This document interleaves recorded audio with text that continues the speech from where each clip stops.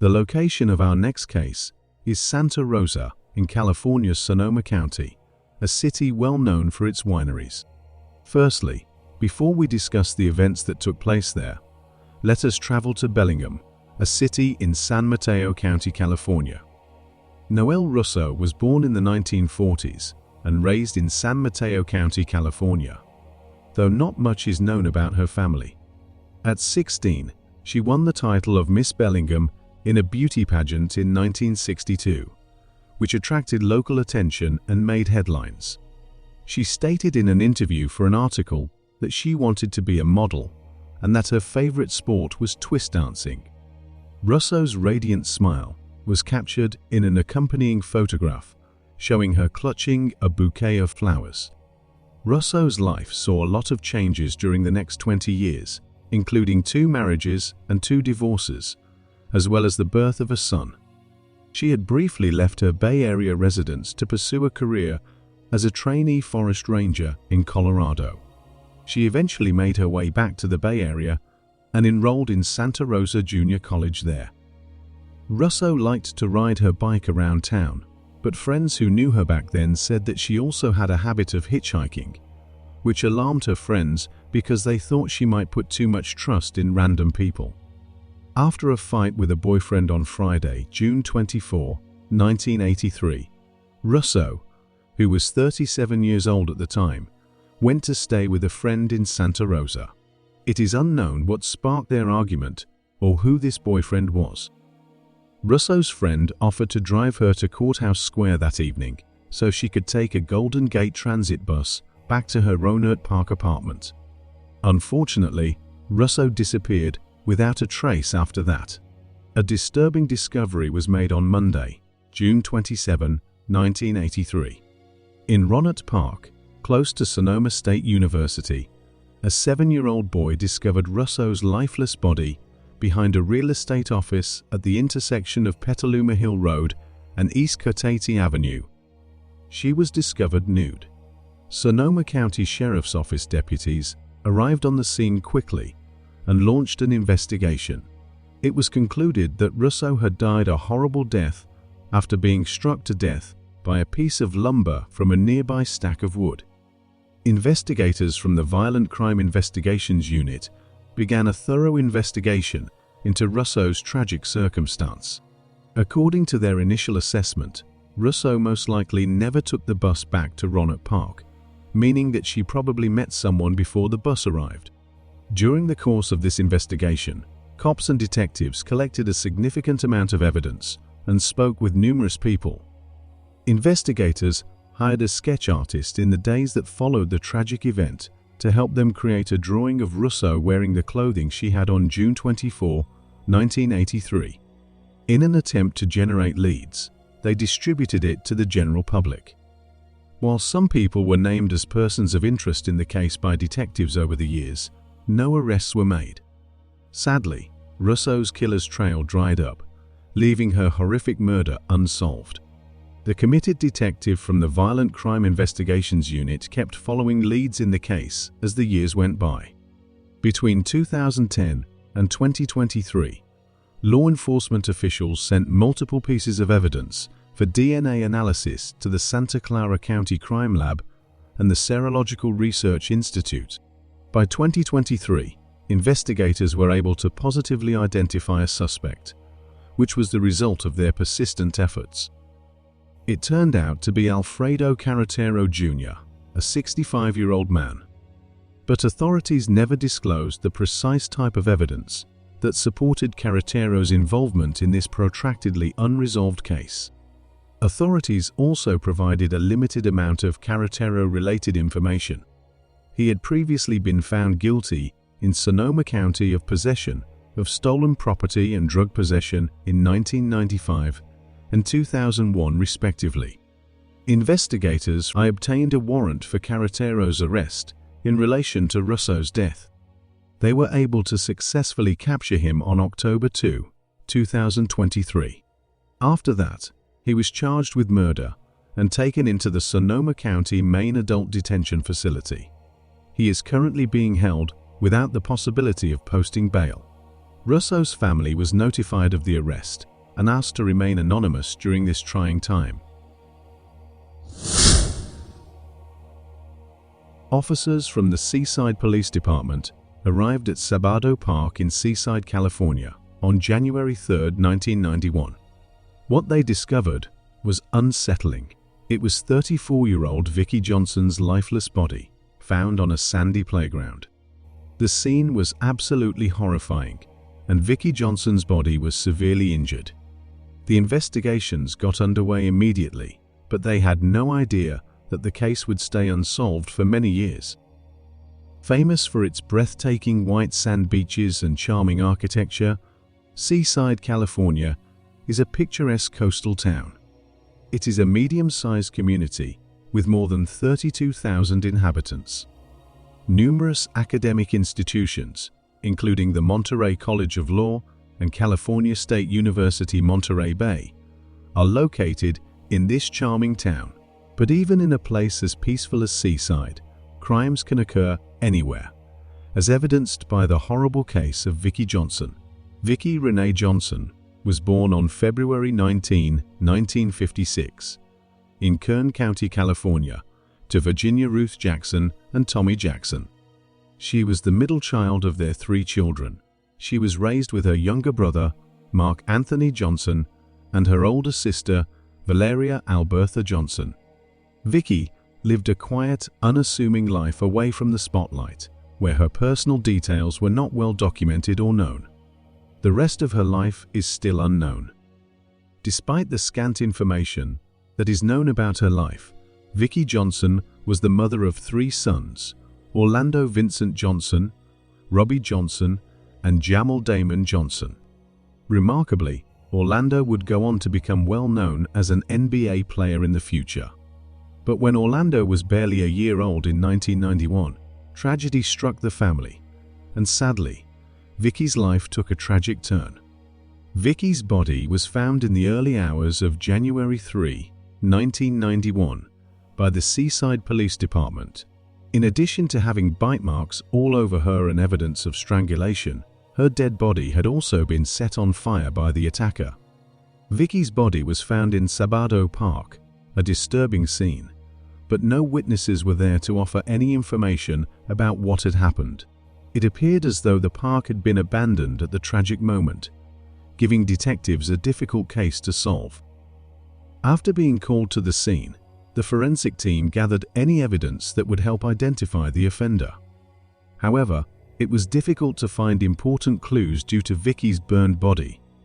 In a desperate attempt, they sent Vicky's fingernail clippings to the lab for analysis in the hopes that they would lead to a breakthrough. Their quest for solutions would not be simple, though. Vicky's family found themselves in a position of powerlessness, clinging to nothing more than their hope for justice, as the case lacked clear answers and the era's limited technology made it challenging to identify the offender. Orlando's grandmother from Virginia took care of him as he was just a baby boy when his mother suffered a tragic accident. Although he was raised in his grandparents' arms, the pain of losing his mother at such a young age would always be remembered in his heart. Between 1989 and 1995, the Johnson family experienced a terrible string of events that resulted in the deaths of 7 members of their close-knit family. During this tragic sequence, Orlando lost his grandmother, who had served as his primary caregiver, to a heart attack. Orlando's 2 older brothers took on the role of caregiver as the family situation became more challenging. The pursuit of justice for his mother seemed to go on forever, as Orlando dealt with his own problems. Every attempt by the investigators to discover the truth ended in failure, despite their relentless efforts. The terrifying possibility that this horrible deed might have been committed by a serial killer lingered with the police. Seaside had a history of high-profile crimes at the time of Vicky's murder. There were always new cases coming in for the local police department, as well as old ones that had been unsolved for years. Nick Borges, the chief of police in Seaside, said that the town was considered to be tough and was a home to a few extremely dangerous psychopaths. The town had already seen 10 murders in 1991 alone. Nevertheless, Even in this difficult setting, Vicky Johnson's killings were especially startling. Chief Nick Borges noted that most other killings in Seaside involved shootings and were associated with gang activity. Vicky's case, however, was a horrifying deviation from this pattern. Her vicious assaults and the act of setting her ablaze elevated the violence in the neighborhood to a previously unheard-of level, alarming and upsetting the locals as well as law enforcement. But as time went on, Seaside started to experience improvements. Vicky's neighbor, Mark Val, was adamant that Vicky was a victim of the unforgiving town environment. He believed that the time had come for Vicky and her family to get the answers and justice they so richly deserved. The case went cold, despite extensive investigations and numerous attempts to find clues. Not a single lead materialized. There was no resolution to the case for more than 30 years. Orlando, Vicky's son, who went on to become a professional basketball player, kept his mother's memory alive and clung to the hope that justice would be served by sharing photos of her online. Then a glimmer of hope appeared, and at last the questions that had been bothering him were about to have an answer. Vicky's case was closed for an astounding 32 years before the Seaside Police Department decided to reopen it and a few other unsolved cases. Vicky's case saw progress in 2023 out of all the cases that were reopened between 2021 and 2023. With the aid of the most recent DNA testing technology available, the evidence from the initial investigation was examined once more. Beneath Vicky's fingernail clippings, the State Department of Justice Crime Laboratory found a DNA match that identified a man as Frank Lewis McClure. Frank Lewis McClure had a problematic past that began in the 1990s. He was 46 years old when Vicky was killed. Having engaged in criminal activity on numerous occasions throughout his life, he was no stranger to the legal system. McClure was charged with several serious offenses in 1990 alone, including possession of equipment used for the manufacture, concealment, or use of illegal drugs. In addition, he was charged with resisting arrest, assault causing serious injury, assault using a deadly weapon, and domestic abuse. Frank Lewis McClure was arrested twice in 1991, putting him back on the wrong side of the law. One was for assault with a deadly weapon, and the other was for domestic abuse. In 1994, McClure's legal problems worsened when he broke the terms of his felony probation, which led to a 4-year prison sentence. His record of being arrested for domestic abuse continued with 2 more arrests in 1999 and 2011. McClure's long and tumultuous history with the criminal justice system is evident. It is important to remember that, despite the seriousness of assault and domestic abuse cases, as Chief Nick Borges has stated, McClure's prior cases all seem to have a personal element. The fact that Vicky Johnson had no known relationship to him before the DNA match, despite his past legal issues, added to the complexity and difficulty of her case. Frank Lewis McClure had a violent past, but according to Chief Nick Borges, he and his family were well liked and well known in the neighborhood. His involvement in Vicky Johnson's murder was shocking in itself, because no one who knew him would have imagined that he was capable of such a violent and heinous deed. Though Borges acknowledged that the police and detectives of the time made every effort to obtain information, he concluded that the justice for murder victims was outweighed by the chilly silence that pervaded this small town. The declaration emphasized the difficulties law enforcement faces in a tight-knit community, where a culture of secrecy may obstruct investigations into heinous crimes like murder. Now, in 2023, with McClure's evidence verified, it appeared that an arrest was the last resort. But what happened turned out to be something that nobody could have predicted, especially the Johnson family, who had yearned for justice to be served. At the age of 77, Frank McClure had already passed away in 2021. Even though McClure died in his seaside home without receiving justice, the Johnson family and the devoted detectives who had spent years and years working on the case, had some answers at last. They now know who had carried out this unbelievable deed, even though the reason for the crime remained a mystery. Orlando and his brothers were able to finally exhale with relief when they realized that the murderer was no longer hiding in the shadows, but had been exposed. What do you think about this case? Do you believe that in the end, the Johnson family will be able to find peace?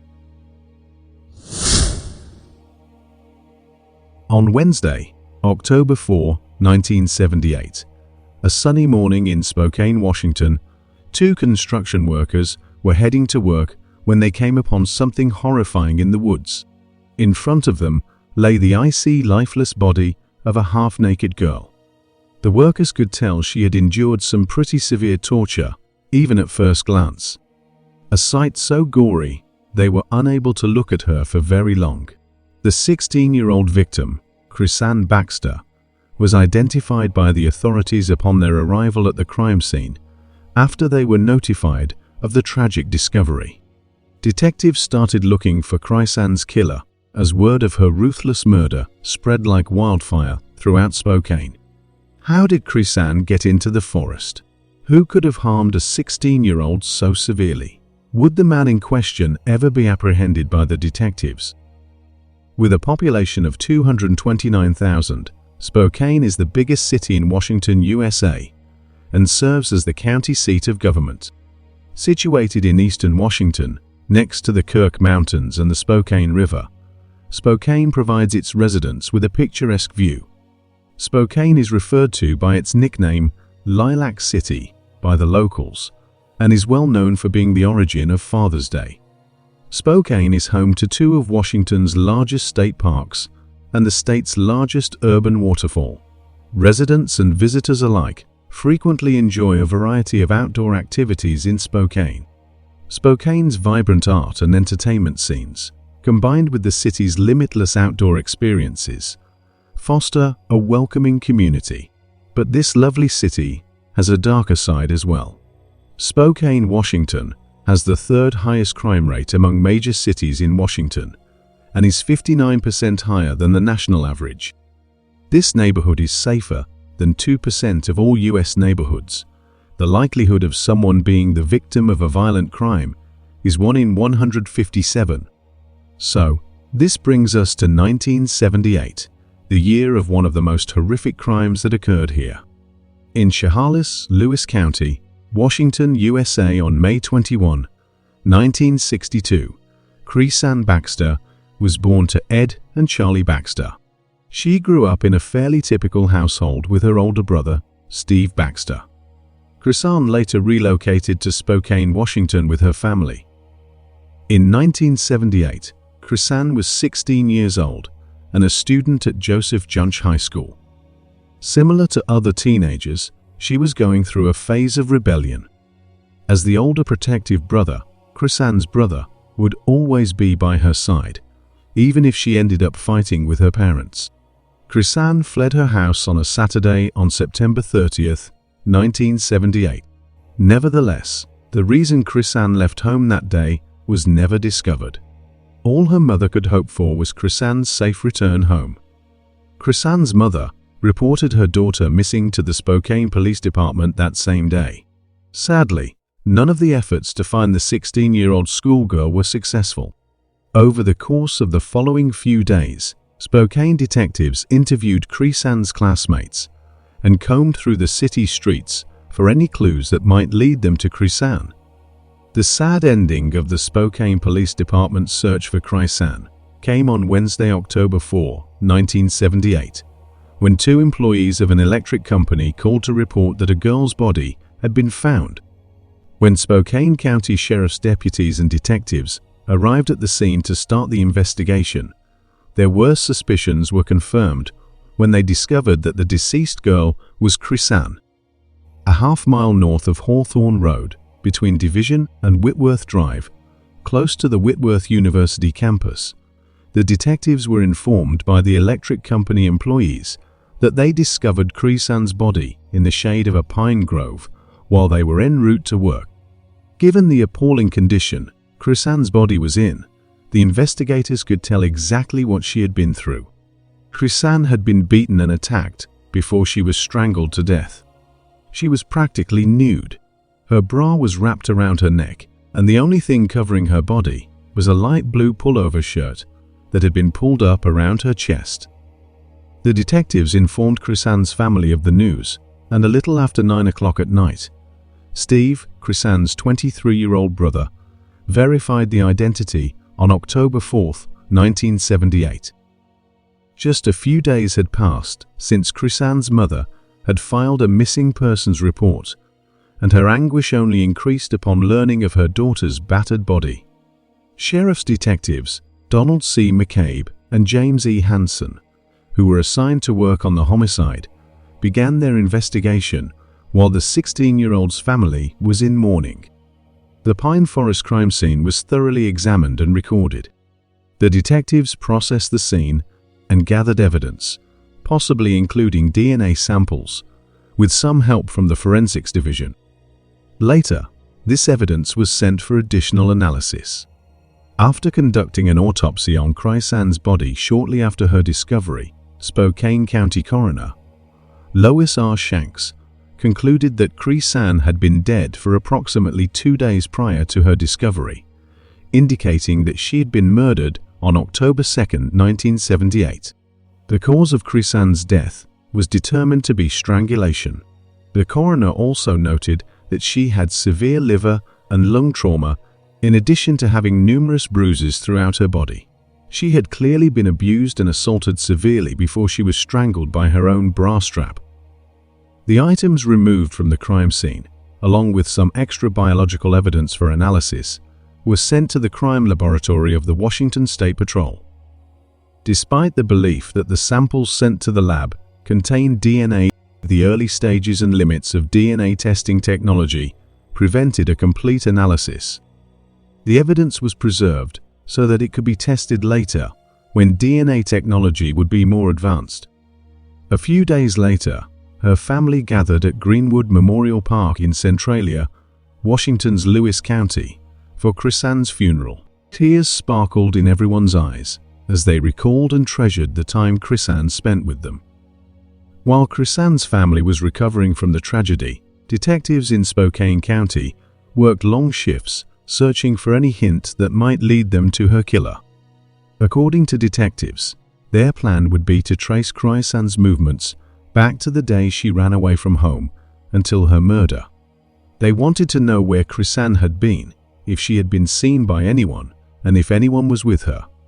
The detective declared that they would exhaust every possibility in their investigation, despite the fact that they currently had no strong lead. Even with their preparation, the detectives' search for the culprit was not going to be simple. It took a long time to interview each of Chrian's numerous friends one at a time. But what was unexpected was that not a single one of her friends had seen her since the day she fled. Furthermore, none of them seemed to know where she'd been before her murder. Every friend of Chrian that the detectives spoke to gave them the names of 20 more people, but the detectives learned that Chrian had a boyfriend and thought that he could be a potential suspect in the case.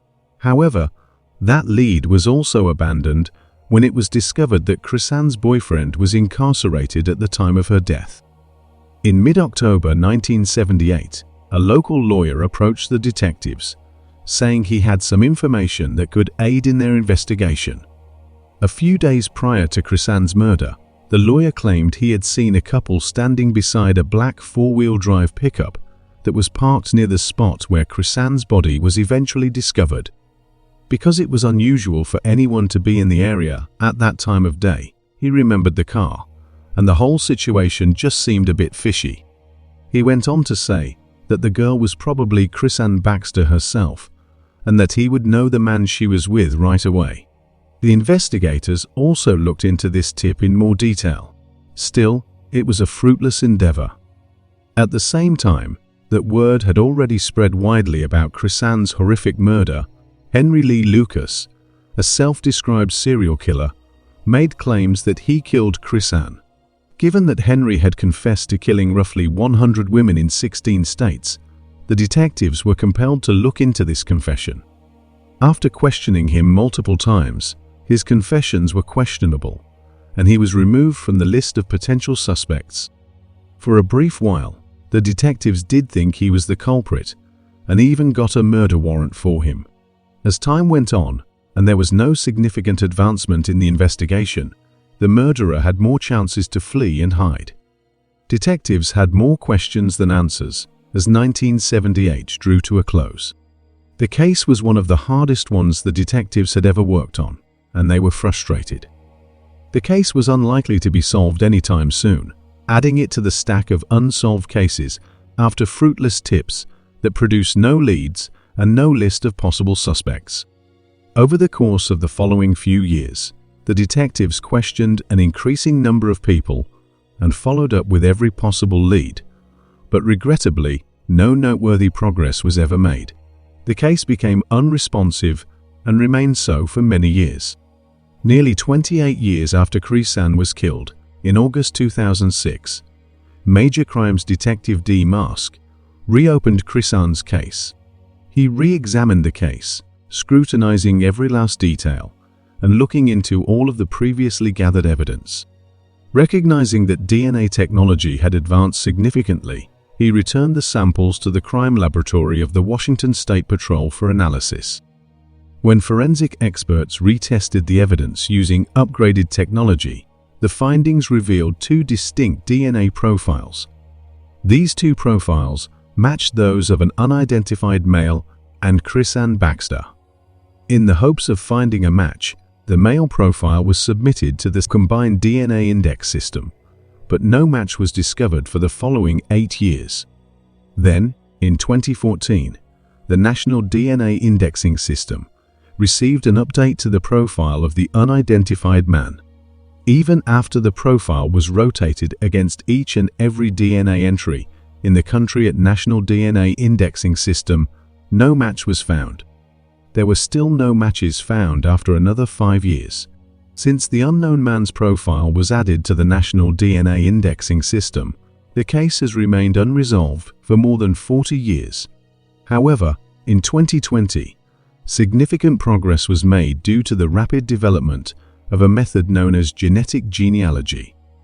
In 2020, samples from Chrian's case were once more sent to the Washington State Patrol Crime Lab by Major Crimes Detective M. Russo for further analysis.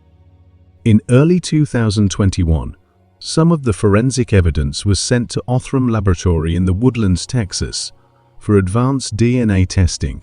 Scientists at Othram were able to create a detailed DNA profile for the unidentified male, whose DNA was found at the crime scene, by using a method known as forensic-grade genome sequencing.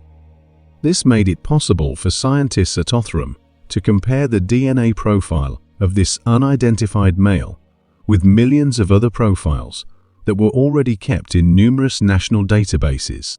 These new methods of investigation proved to be very beneficial.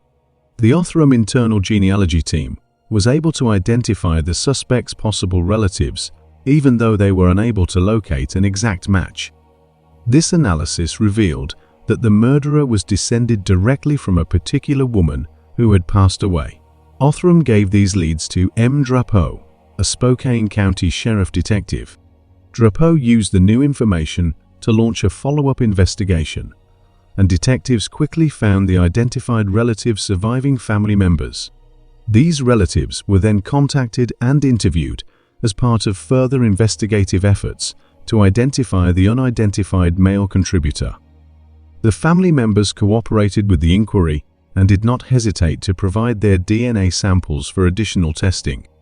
With all of the detectives' and scientists' hard work and efforts, the DNA profile of the unidentified male was eventually given a name by Othram scientists after they examined the reference samples from these family members. Keith D. Lindblom was identified as the male contributor who was not identified. After identifying a likely familiar DNA match, the Othram genealogists were able to track down Lindblom's daughter, who was living in Louisiana. When the detectives contacted her, she consented to give a sample of her DNA. The sample matched after being examined by forensic experts. When the daughter's DNA sample was compared to Lindblom's DNA sample, which was taken in 1978, the likelihood of a match to Lindblom and his known child was 320 times higher than if the sample had been compared to an unrelated person. A method known as kin-SNPE, which enabled researchers to infer kinship and closely and distantly related individuals, was used at Othram in order to precisely confirm this relation. This relationship testing method, which was based on 45 segments in total, had a 100% match confidence level and verified Lindblom and the daughter's parent-child relationship. This proved that the male DNA found on Chrisan's 1978 body did in fact belong to Keith D. Lindblom, but Lindblom would never confess to the police. Lindblom was born on March 31, 1949, and died in 1981 at the age of 32, just 3 years after killing Chrisan. This indicated that Lindblom killed Chrisan when he was 29. Detectives were unaware that Chrisan's murderer had already passed away. On April 11, 1981, Lindblom was caught in a fire and passed away that same day. To verify the accuracy of this information, the detectives even examined his death certificate, which indicated that he died in an accident. The Spokane County Sheriff's Office declared in public that they had used genetic genealogy to solve Chrisan's case in mid-September of 2023. They also stated that because the suspect had already passed away, the case was officially closed on September 8, 2023. Following a consultation between Detective Drapeau and the Spokane County prosecutor, it was determined that charges against Lindblom would have been appropriate had he survived. Scientists were unable to locate a DNA match because Lindblom passed away years before law enforcement began entering DNA profiles into the databases. Investigators dug deeper into Lindblom's background to learn more about him and discovered some disturbing facts. After searching through law enforcement database archives, detectives discovered Lindblom's violent past. Lindblom was detained and charged in Spokane County in June 1975 for allegedly forcing himself on a 16-year-old girl and assaulting her. This horrific deed also happened close to the location where Chrisan's corpse was found in 1978. The other charges were dropped when 26-year-old Lindblom admitted to having sexual relations with a minor under duress in August 1975 and entered a plea of guilty to first-degree assault. Lindblom insisted on his innocence and that he only entered a guilty plea to the assault charges in order to avoid a trial when he was questioned by anyone. Investigators discovered that Lindblom was not in custody when Chrian Baxter was murdered and assaulted because he had been released from prison on August 7, 1978, just 2 months prior to Chrisan's murder. The case of 16-year-old Chrian Baxter had the detectives on edge for 45 years. But now that her murderer has been found and the long-standing mystery has been resolved, they can finally go to sleep. Unfortunately though, Steve Baxter, Chrisan's older brother, passed away in Seattle, Washington, on January 1, 2023, before the murder of his younger sister was solved. The Spokane County Sheriff's Department released a statement expressing gratitude to Lindblom's family members for their willing cooperation throughout the investigation, as well as to all of the investigators who worked on Chrisan's case. The victim, Chrian Baxter's family, was deeply appreciated by the department for their cooperation and patience during this protracted and challenging search for her killer. Investigators with the Spokane County Sheriff's Office hope that this provides some closure to Chrisan's family and friends, and a small amount of comfort knowing that the suspect was finally identified, even though Lindblom is long gone and will not face any criminal charges.